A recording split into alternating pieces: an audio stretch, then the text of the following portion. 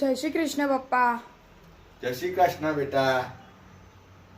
સવારમાં ભગવાનને 10-15 મિનિટ આપવાની. આપણો દિવસ આખો આરો જાય. 10-15 મિનિટ ભગવાનની પ્રાર્થના કરવાની, આરતી કરવાની, પછી આખો દિવસ આપણો બેસ્ટ. જય વીર મહારાજ.